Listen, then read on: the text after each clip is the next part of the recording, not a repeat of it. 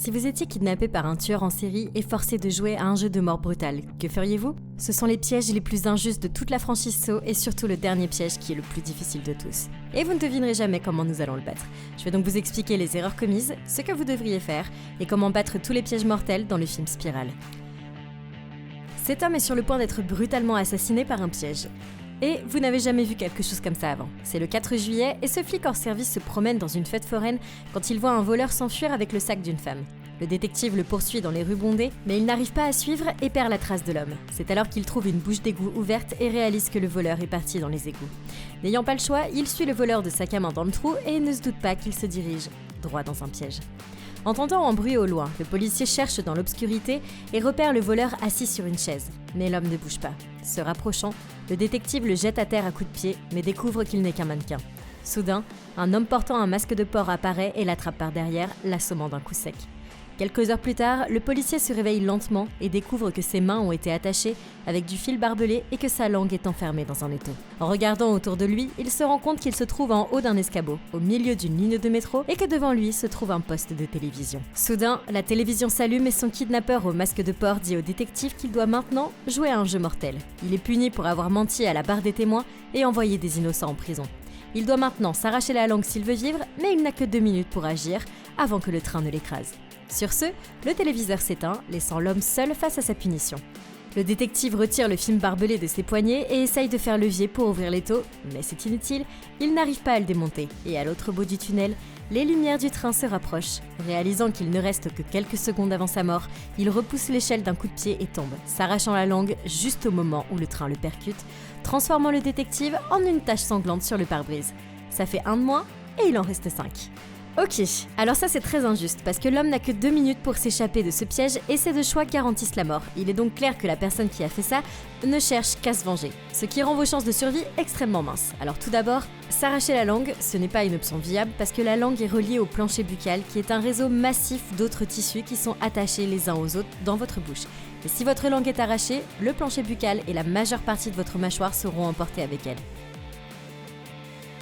Et même si vous parvenez à survivre, vous allez vous évanouir à cause du choc physique et le train va vous écraser. Il nous faut donc un autre moyen de nous échapper de ce piège sans se faire tuer. La meilleure façon d'y penser, c'est de prioriser la menace. Et pour l'instant, la menace la plus dangereuse, c'est le train, car c'est le seul facteur où l'horloge tourne.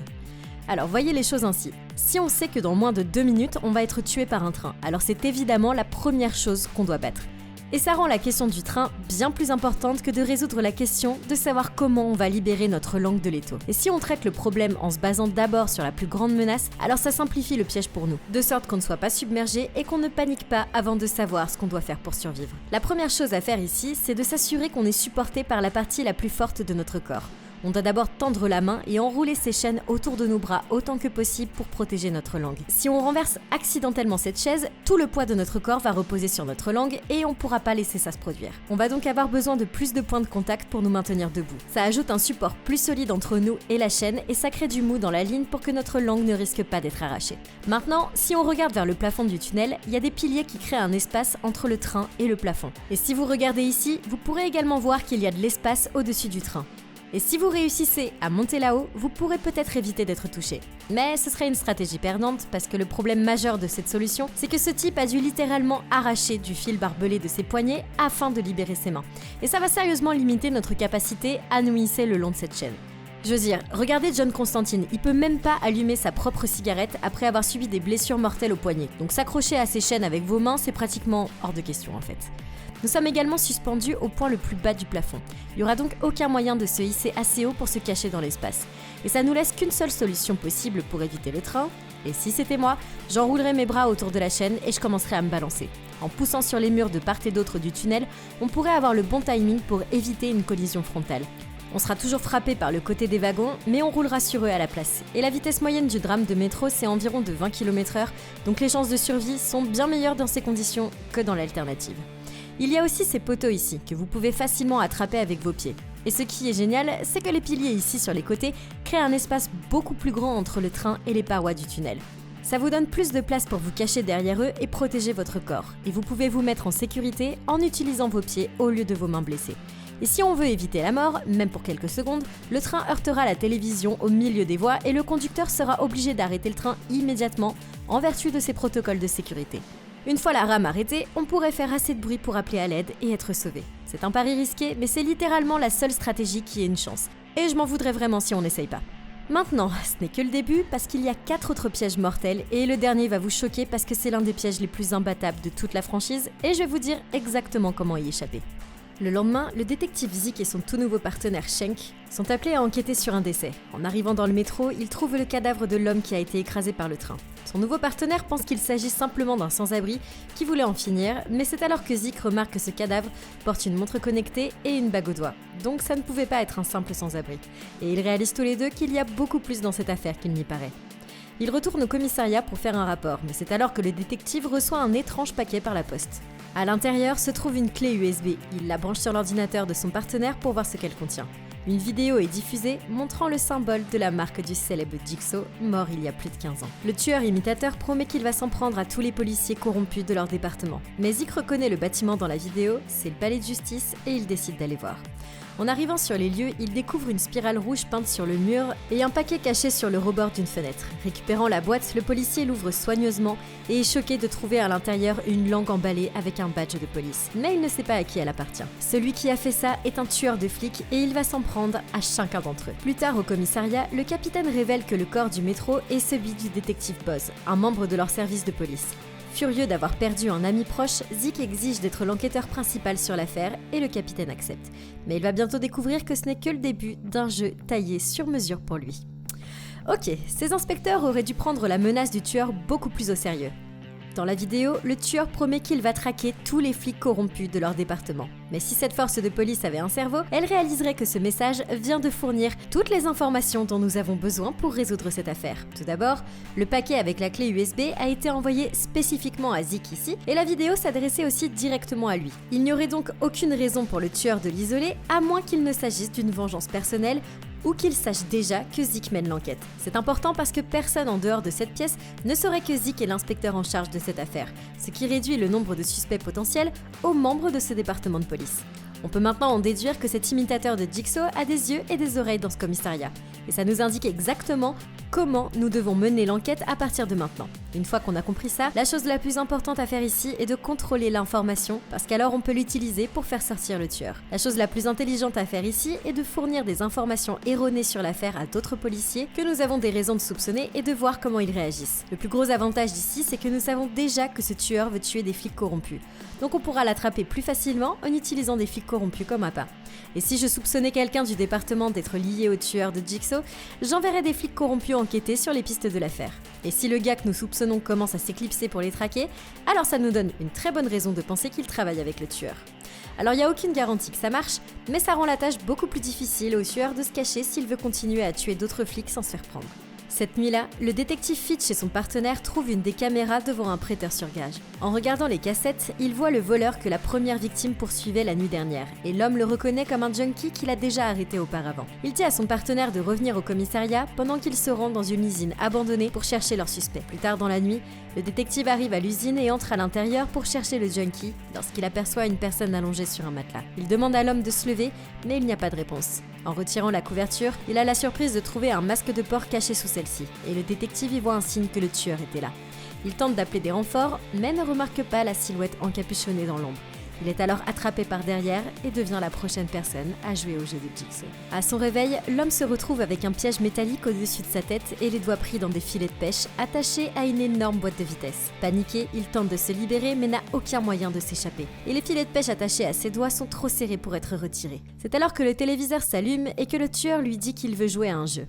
En tant que flic véreux, il y a des années, il a tiré et tué un homme innocent juste parce qu'il s'est senti insulté et maintenant il doit payer pour son crime. Dans 90 secondes, ce récipient métallique sera rempli d'eau et si celle-ci atteint les fils de cuivre avant qu'il ne s'échappe, il sera électrocuté. Le seul moyen de survivre est de mordre le dispositif pour démarrer le moteur et s'arracher les doigts. L'horloge tourne, l'homme mord la barre et les engrenages commencent à tourner tandis que la machine le tire en avant. La ligne de pêche fait passer ses bras à travers une rampe de tuyaux et à mesure que les lignes se resserrent, ses doigts commencent à s'arracher lentement de ses mains. C'est absolument horrifiant. Il parvient à rester conscient, mais il n'a plus le temps. L'eau atteint les fils de cuivre et le détective est électrocuté. Ça fait 2 morts, il en reste 4. Ok, alors ça peut sembler désespéré, mais si vous regardez de plus près, vous vous rendrez compte que cet imitateur de Jigsaw devient très paresseux, parce qu'on aurait pu pirater ce piège mortel de plusieurs façons. Comme pour le premier piège, le problème le plus important à résoudre, c'est le temps, parce que dans les 90 secondes, cette piscine va se remplir et on sera tous électrocutés. La chose la plus intelligente à faire ici, c'est de courir immédiatement vers le bord pour créer du mou dans la ligne, parce que cela nous donne plus d'espace pour nous déplacer et on pourra chercher un moyen de s'échapper. Maintenant, si nous classons les menaces par ordre de priorité, la prochaine chose que nous devons viser sont les fils de cuivre ici, parce que c'est de là que viendra l'électricité. Si on court et qu'on tord ces fils hors des poteaux et hors de l'eau avant même que la piscine ne déborde, alors on ne sera pas électrocuté. Et ça, c'est une contrainte de temps en moins dont on devra se soucier. Le dernier problème à résoudre, c'est le piège des doigts, parce que si on agit rapidement, c'est pas aussi difficile que ça peut paraître. La seule manière de s'échapper ici, c'est de couper les filets sur chaque doigt. Mais heureusement, le tueur nous a laissé un matériel très pointu, juste ici, dans la piscine.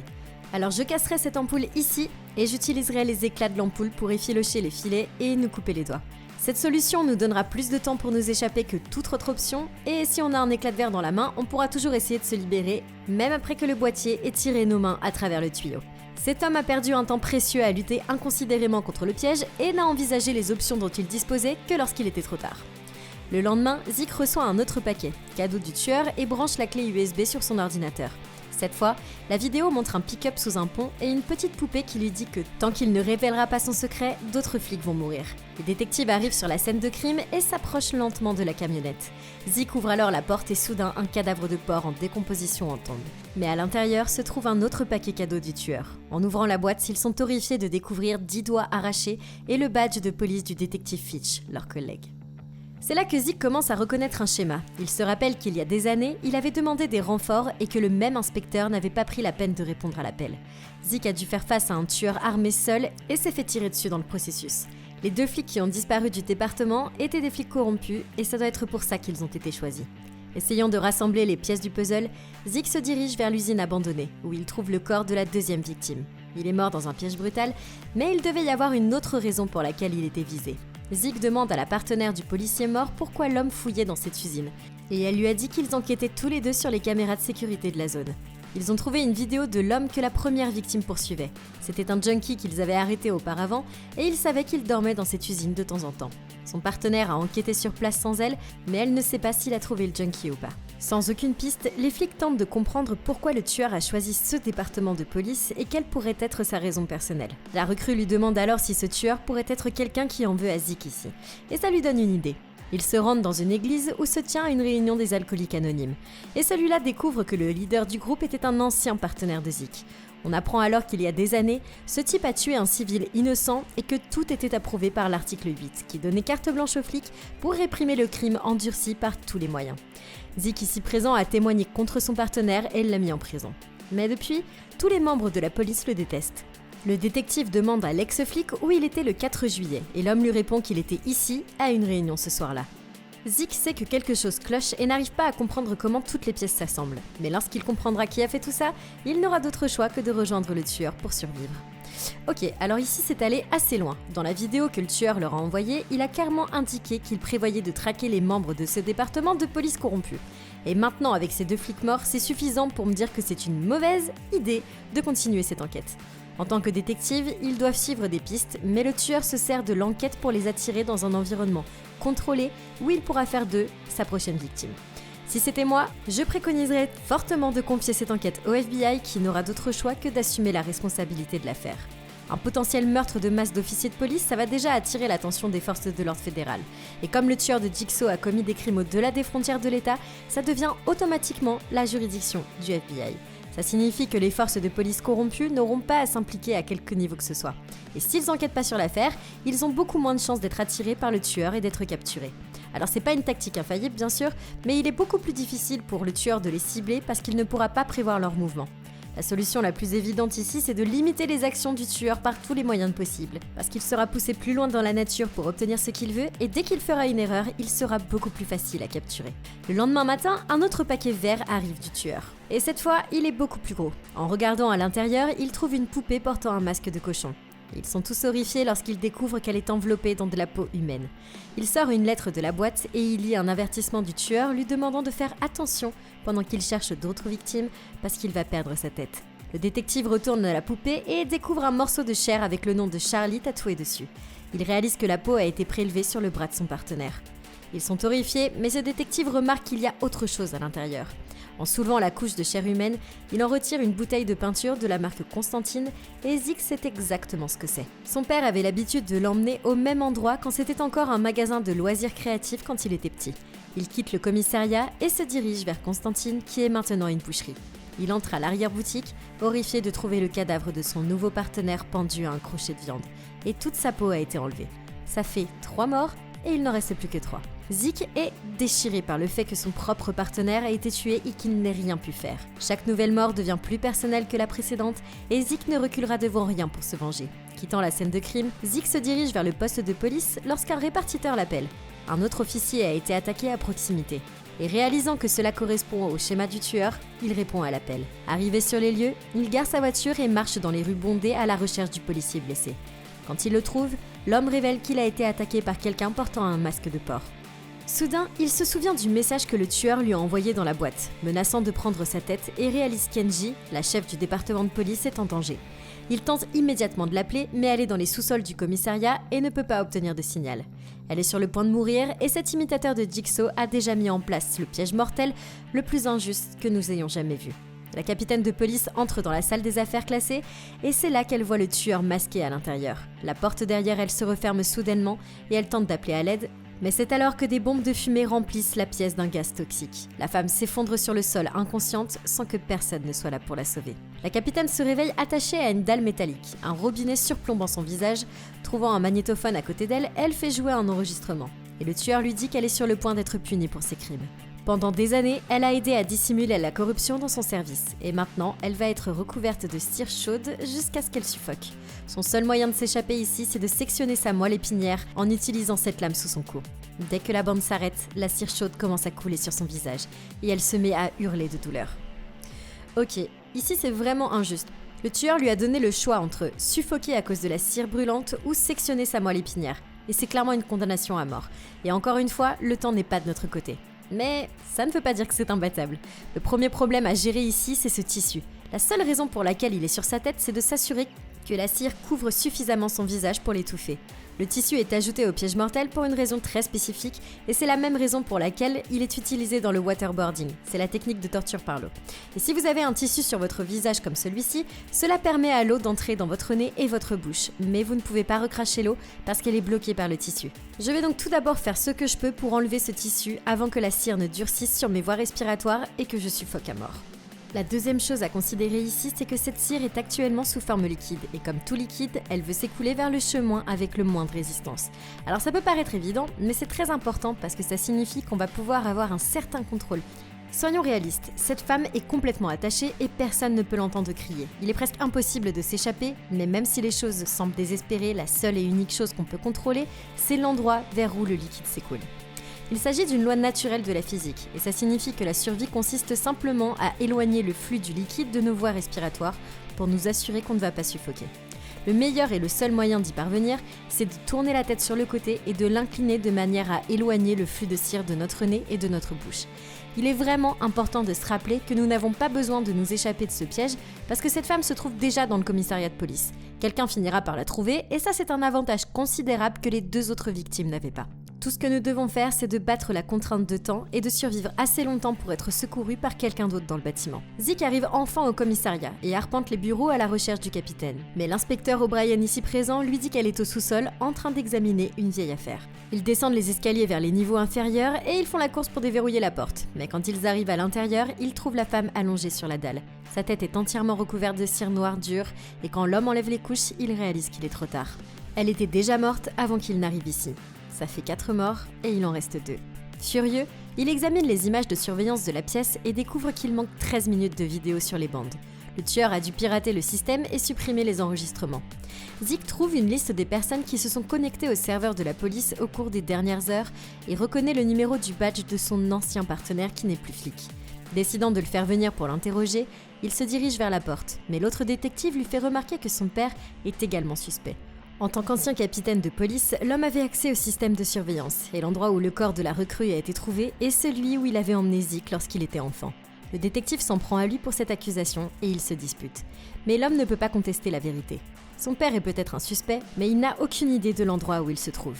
Il arrive à l'église où vit son ancien partenaire et rentre en trompe dans le bâtiment en criant son nom, mais personne n'est à l'intérieur. N'ayant aucun indice, le détective commence à sortir et à appeler son père pour lui laisser un message vocal. Mais dès qu'il sort de l'église, il est attrapé par une personne portant un masque de porc et assommé. Lorsqu'il se réveille, il se retrouve menotté à un tuyau dans une usine abandonnée et voit un autre homme attaché au plafond. C'est alors qu'il remarque une épingle à cheveux sur le sol et l'utilise pour crocheter la serrure de ses menottes. Se levant, il se dirige vers l'homme et retire le sac de sa tête pour découvrir qu'il s'agit de son ancien partenaire. Il pense toujours qu'il est le tueur et prend son enregistreur accroché au cou pour lire la cassette. L'imitateur de Jigsaw le défie dans un jeu, lui donnant le choix de sauver son ancien partenaire ou de le laisser mourir et de jeter la clé. C'est alors qu'un buzzer se déclenche et active cette énorme broyeuse de verre. Le détective comprend ce qui va se passer et tente de crocheter les serrures, mais c'est inutile. Les premières bouteilles tombent dans la broyeuse et le verre commence à s'échapper. Zeke s'enfuit et se cache pendant que l'homme se fait déchiqueter par le verre jusqu'à ce que la machine s'éteigne. Ok, alors ça aurait pu être facilement évité, mais c'est le seul piège jusqu'à présent où la limite de temps est en fait une bénédiction déguisée. Cette machine s'éteint d'elle-même après 17 secondes, ce qui nous donne une fenêtre pour intervenir sans nous faire tuer dans le processus. Évidemment, la chose la plus facile à faire, ce serait de le laisser mourir, mais c'est pas la décision la plus intelligente. Il ne s'agit plus de s'échapper, il s'agit de savoir si nous décidons de le sauver ou non. Maintenant, pour ce que nous savons, le vrai piège pourrait être de nous faire passer pour l'imitateur de Jigsaw. Et si cette pièce était truffée de caméras, alors on nous observerait pendant qu'on décide de nous asseoir et de laisser cet homme mourir. Et ça va pas vraiment nous aider. La meilleure décision ici, c'est clairement de le sauver. La bonne nouvelle, c'est que c'est un piège très facile à battre avec un petit peu d'aide. Il y a beaucoup de choses dans cette pièce qu'on peut utiliser pour essayer d'aider cet homme sans se blesser. Si on regarde ici, ce sont d'énormes caisses de bouteilles de verre recyclées. Et l'étagère ici n'est pas fixée au sol. Alors je déplacerai l'étagère devant les trous ici, de sorte que lorsque le verre commencera à sortir, il frappera l'étagère et les caisses qui s'y trouvent, ce qui évitera à cet homme d'être découpé en morceaux par le verre. Comme les trous ici sont à la hauteur de la tête, si Zeke était assez proche de la machine, il pourrait facilement passer en dessous et tirer l'étagère en place sans se blesser du tout. Une fois qu'il y a quelque chose qui empêche la plupart du verre de frapper quelqu'un, la prochaine chose à faire, c'est simplement de faire tomber autant de bouteilles que possible du tapis roulant, parce que si aucune bouteille n'entre dans la machine, aucun verre ne va en ressortir. Maintenant, il est aussi très probable que cette machine ait un bouton d'arrêt d'urgence quelque part dans la pièce. Et si aucun verre n'en sort, alors on peut utiliser le reste de notre temps à chercher comment éteindre la machine. Zeke revient en courant pour aider l'homme à se libérer de ses chaînes, mais l'appareil se remet en marche et commence à projeter du verre dans l'air. Zeke court se cacher alors que les éclats de verre explosent encore plus vite qu'avant et déchirent le dos de cet homme en morceaux. C'est absolument brutal, et c'est alors que Zeke se souvient de ce que la cassette du tueur en série disait à propos de jeter la clé. Et il voit une poubelle dans un coin de la pièce. En la retournant, la clé du cadenas tombe sur le sol. Courant à travers la pièce avec une seule poubelle pour se protéger, le détective déverrouille les chaînes de son ex-partenaire et le piège mortel se referme. Mais l'homme a déjà succombé à ses blessures, ça fait donc 5 morts et il en reste 1. Une porte s'ouvre soudainement et le détective la franchit pour affronter l'imitateur de Jigsaw. En entrant dans la pièce suivante, il a la surprise de découvrir que son partenaire débutant l'attend. Cette recrue a simulé sa propre mort et révèle que son propre père a été tué il y a 15 ans par nul autre que l'ancien partenaire de Zeke. Enfant, il a tout vu de ses propres yeux et se souvient que Zeke est le seul à avoir défendu la justice car il a dénoncé son partenaire et l'a mis derrière les barreaux. Maintenant, le tueur veut passer à un marché et demande à Zeke de l'aider à tuer tous les flics corrompus du département. Mais c'est alors qu'il lui dit quelque chose de complètement inattendu. Il garde le père de Zeke en otage depuis des jours sans que personne ne le sache et le seul moyen de le sauver, c'est d'accepter son offre. N'ayant pas le choix, le détective accepte d'aider le tueur, mais seulement s'il promet d'abord de libérer son père. Il n'est pas sûr de pouvoir lui faire confiance et décide d'appeler la police pour signaler la présence d'un tueur fou dans cette usine abandonnée. C'est alors que le tueur lui donne l'arme pour lui faire passer un dernier test. En entrant dans une autre pièce, il voit son père suspendu dans une machine de mort, avec des tubes drainant son sang dans des bocaux sur le sol. Horrifié de voir son père dans un piège mortel, il exige du tueur qu'il libère son père. Mais le jeune homme lui révèle qu'il n'a plus qu'une seule balle dans la chambre et qu'il devra l'utiliser pour sauver son père. En regardant par la fenêtre, le tueur voit que les flics sont arrivés et dit à Zeke qu'il a 3 minutes pour sauver son père avant que son corps ne soit complètement vidé de son sang. Mais le seul moyen de le libérer est de tirer une balle sur cette cible. Ok, alors c'est l'une des choses les plus stupides que j'ai jamais vues. C'est comme un jeu de carnaval pour les fous criminels, et si vous atteignez la cible, alors vous obtenez un prix que personne ne veut. La première chose qu'on doit souligner ici, c'est que c'est beaucoup trop de sang. Le corps humain a environ 5 litres de sang, et d'après ce que je peux voir ici, il a déjà drainé beaucoup de sang. Hein. Chacune de ces 8 bouteilles autour de lui a l'air de faire à peu près 2 litres. Donc si elles sont toutes remplies à moitié, alors il aurait drainé plus de sang que son corps n'en avait au départ, et en fait, il devrait être mort. Maintenant, si on met ce problème de côté pour le moment, il y a en fait une façon parfaitement logique de résoudre ce piège mortel en moins de 3 minutes. D'abord, on devrait éliminer la menace. Donc, je lui tirerai dans la jambe et on a besoin de lui vivant afin qu'il puisse être interrogé. Et si l'équipe du SWAT arrive et trouve un flic mort, alors ils se feront une fausse idée de la situation. On doit également se rappeler que le temps est notre ennemi ici. Donc la prochaine chose à faire ici, c'est de rassembler tous les tubes qui drainent le sang du père et de faire des nœuds dessus. Ça prendra moins d'1 minute et une fois les tubes attachés, le sang n'aura plus d'endroit où s'écouler et le père sera en sécurité. La dernière chose que je ferai, c'est de jeter le pistolet vide sur la cible pour aider le père à descendre. C'est assez bas pour être à portée de tir et comme son sang ne s'écoule plus, c'est pas très grave si on rate la cible et qu'on doit réessayer plusieurs fois pour l'atteindre. Une fois que le père est plus bas, on va pouvoir commencer à retirer les aiguilles de ses bras et essayer de l'aider à sortir du piège. Alors que Zeke essaye de décider quoi faire, le tueur révèle que son père cache un sombre secret et le force à dire la vérité à son fils. C'est alors que le père avoue que lorsqu'il était chef de la police, c'est lui qui a ordonné à tout le département de réduire le taux de criminalité par tous les moyens, y compris en abattant des innocents, comme le père de la recrue. Zeke ne peut pas croire ce qu'il entend, mais n'ayant pas le choix, il tire sur sa cible et libère son père. Il court pour voir comment il va, mais le tueur s'enfuit, laissant son père derrière lui. Le détective poursuit l'imitateur de Jigsaw pour essayer de l'arrêter, mais il vient de faire la plus grosse erreur de toute sa vie. L'équipe du SWAT est arrivée et commence à scier la porte, mais elle coupe un fil de déclenchement qui active un treuil motorisé. Le père est soudainement tiré en l'air par des cordes attachées à son corps, et lorsque l'équipe du SWAT fait irruption dans la pièce, tout se passe très mal. Ils pointent leur arme sur l'homme et Zeke sort en courant en essayant de s'expliquer. Mais soudain, un pistolet glisse hors du piège et se retrouve dans les mains du père. Son bras est levé par les cordes, pointant directement vers l'équipe du SWAT, et ils l'abattent brutalement. Et voilà, ça fait maintenant 5 morts, et Zeke réalise qu'il n'a pas réussi à sauver toutes les victimes de leur piège mortel. Il n'y a rien qu'il puisse faire, et le nouveau tueur en série de Jigsaw s'échappe avant que quiconque ne puisse empêcher Chris Rock de proposer une autre suite. Alors, qu'est-ce que vous en avez pensé? Et comment vous auriez fait pour battre Spiral? Et bien comme d'habitude, vous me le dites dans les commentaires. Merci beaucoup d'avoir regardé la vidéo, n'oubliez pas de liker et de vous abonner, et comme toujours, vous pouvez retrouver la playlist Comment battre pour plus de vidéos comme celle-ci. Et d'ici la prochaine vidéo, passez une super journée.